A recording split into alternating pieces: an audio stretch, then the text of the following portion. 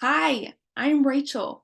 Welcome to day 23 of our 365-day Bible reading plan. Today's reading is titled Dreams in Prison. We'll be reading Genesis chapter 40, verses 1 through 23, together in the New Living Translation. Sometime later, Pharaoh's chief cupbearer and chief baker offended their royal master.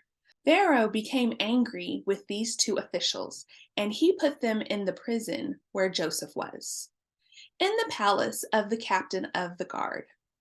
They remained in prison for quite some time, and the captain of the guard assigned them to Joseph, who looked after them.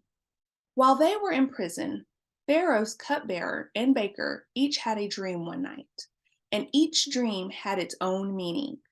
When Joseph saw them the next morning, he noticed that they both looked upset. "Why do you look so worried today?" he asked them. And they replied, "We both had dreams last night, but no one can tell us what they mean." "Interpreting dreams is God's business," Joseph replied. "Go ahead and tell me your dreams." So the chief cupbearer told Joseph his dream first. "In my dream," he said, "I saw a grapevine in front of me. The vine had 3 branches that began to bud and blossom, and soon it produced clusters of ripe grapes. I was holding Pharaoh's wine cup in my hand, so I took a cluster of grapes and squeezed the juice into the cup. Then I placed the cup in Pharaoh's hand." "This is what the dream means," Joseph said. "The 3 branches represent 3 days. Within 3 days, Pharaoh will lift you up and restore you to your position as his chief cupbearer.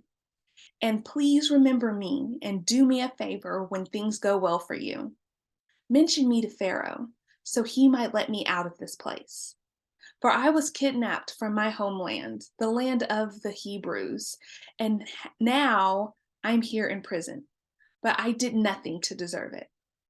When the chief baker saw that Joseph had given the first dream such a positive interpretation, he said to Joseph, "I had a dream too. In my dream, there were 3 baskets of white pastries stacked on my head. The top basket contained all kinds of pastries for Pharaoh, but the birds came and ate from the basket on my head." "This is what the dream means," Joseph told him.